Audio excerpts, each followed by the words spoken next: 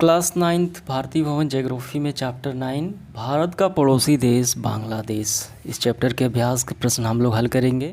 देखिए सबसे पहले क्या है, कारण बताएं। पहला प्रश्न, बांग्लादेश बाढ़ग्रस्त रहा करता है क्यों, इसका कारण क्या है। तो इसका कारण काफ़ी सिंपल, हम यहाँ से लिखेंगे। देखिए बंगाल की खाड़ी से उत्तर स्थित, ठीक है, इस देश में नदियों का जाल बिछा हुआ है, यानी ज़्यादा नदियाँ मिलती हैं।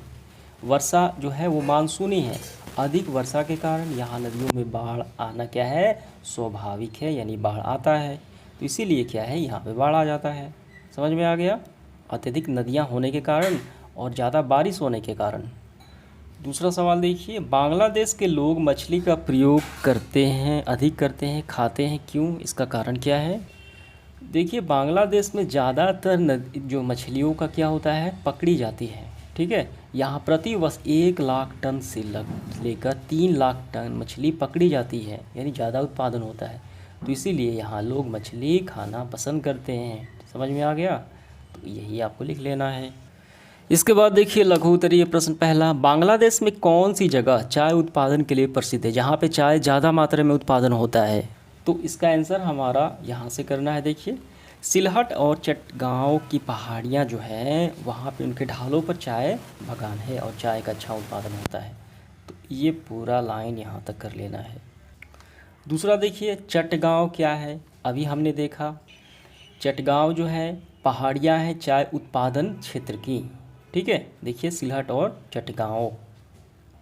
अगला सवाल देखिए तीसरा, बांग्लादेश की एक बड़ी नदी का नाम हमें लिखना है।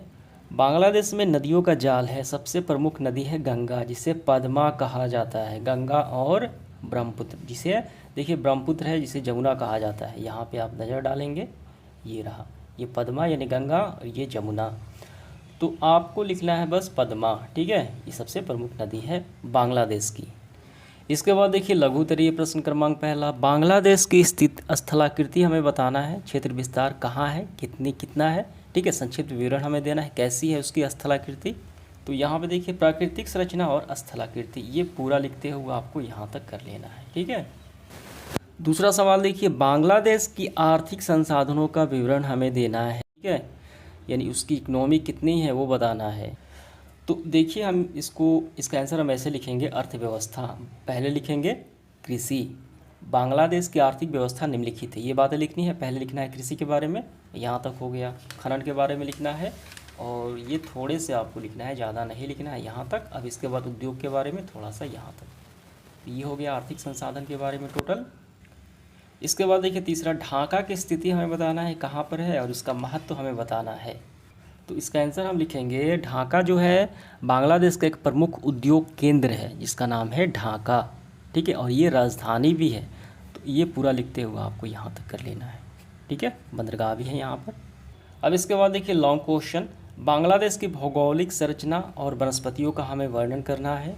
भौगोलिक संरचना हम देखेंगे, देखिए पृथ्वी पर कहाँ है, ग्लोब पर हम देख, वही बात है। तो भौगोलिक देखिए यहाँ तक हो गया, ठीक है, भौगोलिक संरचना।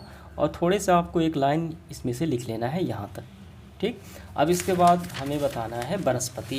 तो वनस्पति में आपको ये पूरा लिख लेना है। सागवान, बांस प्रमुख ये यहाँ पे पेड़ उगते हैं, ठीक है। तो यहाँ तक हो गया अपन सवाल। बांग्लादेश की अर्थव्यवस्था में कृषि और मत्स्य उद्योग की हमें भूमिका बताना है। तो देखिए अर्थव्यवस्था में कृषि का महत्व हम ये पूरा लिखेंगे, और उसको हम कम से कम यहाँ तक लिख लेंगे, क्योंकि यहाँ पे देखिए चावल का उत्पादन होता है, ठीक है, ज़्यादा। अब उसके बाद किस और रेशे का ज़्यादा उत्पादन होता है, ठीक है, यहाँ तक हो गया। तो यहाँ तक हो गया। अब थोड़े सा आपको मछली के बारे में भी हमें यहाँ पे बताना है, तो यहाँ से ले यहाँ तक कर लेना है। समझ में आ गया।